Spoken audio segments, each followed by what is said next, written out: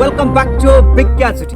আপুনি বাৰু কেতিয়াবা ভাবিছেনে আমাৰ পেটৰ দুই কাষে থকা কিডনি দুটাই কেনেকৈ কাম কৰে, কি কাম কৰে, কিমান প্ৰয়োজন দুয়োটা কিডনি, আৰু এই কিডনি কেইটাক আমি সময় থাকোঁতে কেনেকৈ সুস্থ কৰি ৰাখিব পাৰিম? যদি আপুনি সেই বিষয়ে ভাবা নাই বা সেই বিষয়ে আপুনি নাজানে, তেতিয়াহ'লে আজিৰ এই ভিডিঅ' আপুনি শেষলৈকে উপভোগ কৰক, কাৰণ এই কেউটা কথা সামৰি আজিৰ বিজ্ঞানজ্যোতি ভিডিঅ' নম্বৰ 81। আৰু এই ভিডিঅ'ৰ শেষলৈ মই আপোনালোকক দুবিধ বিশেষ দ্ৰব্যৰ বিষয়ে জনাব খুজিম, যি দুবিধ দ্ৰব্যৰ দ্বাৰা আপুনি সময় থাকোঁতে আপোনাৰ কিডনি দুটা সুস্থ কৰি ৰাখিব পাৰে। চ' মাই ডিয়াৰ ফ্ৰেণ্ডছ, ৱাটছ দি ভিডিঅ' টিল এণ্ড। আজি কিছুদিনৰ পৰা আমি সততে শুনিবলৈ পাইছোঁ যে অসমৰ কেইবাখনো জিলাৰ কিছু আৰ্থিকভাৱে দুৰ্বল লোকে তেওঁলোকৰ কিডনি বিক্ৰী কৰিছে। এয়া আমাৰ বাবে অতি দুৰ্ভাগ্যৰ কথা। কিন্তু মোৰ কথা হ'ল, তেওঁলোকে যে কিডনি বিক্ৰী কৰিছে, অৰ্থাৎ কিডনিৰ চাহিদা বাঢ়িছে। এই কিডনিৰ যে চাহিদা বাঢ়িছে তাৰ অৰ্থ হ'ল আপোনাৰ বা মোৰ দৰে বহু লোকৰ অকালতে কিডনি বেয়া হৈছে। গতিকে আমি সময় থাকোঁতে আমাৰ কিডনি দুটাৰ প্ৰতি অতি সচেতন হোৱাটো অতিকৈ জৰুৰী।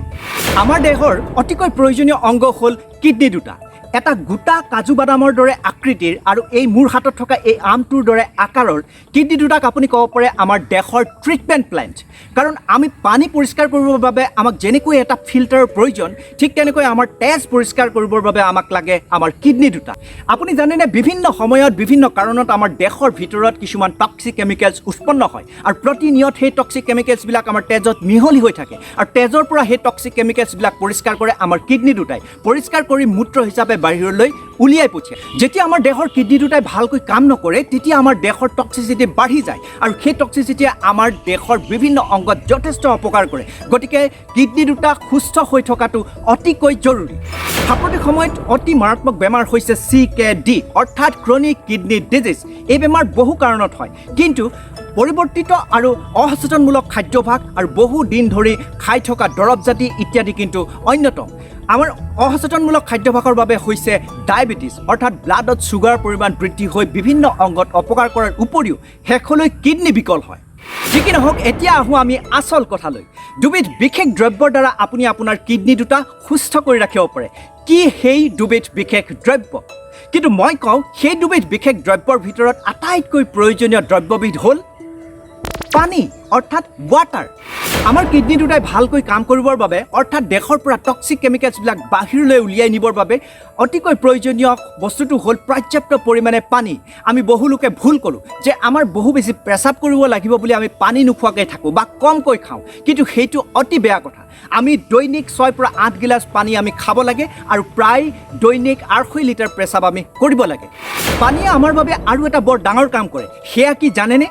পানীয়ে আমাৰ দেহত থকা হীৰা উপশিৰাবিলাকৰ বাট পথবিলাক মুকলি কৰে, ফলত তেজ চলাচল বৃদ্ধি হয়, আৰু তেজ চলাচল বৃদ্ধি হ'লে কিডনিয়ে পাবলগীয়া প্ৰয়োজনীয় নিউট্ৰিয়েণ্টছবিলাক পায়, আৰু সেই কিডনিয়ে ভালকৈ কাম কৰে।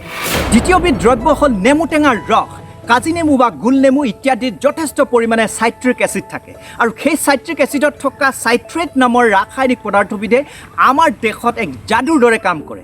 আপুনি জানেনে, চাইট্ৰেট নামৰ সেই ৰাসায়নিক পদাৰ্থবিধে আমাৰ কিডনি ষ্টোন হোৱাত যথেষ্ট বাধা দিয়ে, আৰু সেই বাধা দুই ধৰণে দিয়ে।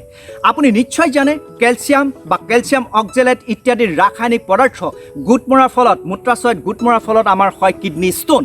চাইট্ৰেটে, নেমু টেঙাৰ ৰসত থকা চাইট্ৰেটে কি কৰে, সি কেলছিয়ামৰ সৈতে বান্ধ খাই কেলছিয়ামক মূত্ৰ হিচাপে বাহিৰলৈ উলিয়াই নিয়াত যথেষ্ট সহায় কৰে। তাৰ উপৰিও সেই চাইট্ৰেটে কেলছিয়াম অক্সেলেটৰ সৈতেও বান্ধ খাই মূত্ৰ হিচাপে কেলছিয়াম অক্সেলেট বাহিৰলৈ উলিয়াই নিয়াত যথেষ্ট সহায় কৰে। ফলত কেলছিয়াম অক্সেলেটে ক্ৰিষ্টেল গ্ৰ'থ হ'ব নোৱাৰে, অৰ্থাৎ স্ফটিকৰ আকাৰ ল'ব নোৱাৰে। গতিকে আমি তেনেকৈ কিডনি ষ্টোনৰ পৰা যথেষ্ট ৰক্ষা পাব পাৰোঁ। গতিকে বন্ধুবোৰ, হয়নে বাৰু দ্ৰব্য দুবিধ সহজলভ্য কিন্তু অতি গুৰুত্বপূৰ্ণ? গতিকে প্ৰচুৰ পৰিমাণে পানী আৰু নেমু ৰস খাওক, সময় থাকোঁতে আপোনাৰ দেহৰ ট্ৰিটমেণ্ট প্লেণ্টৰ যত্ন লওক। With this, see you next.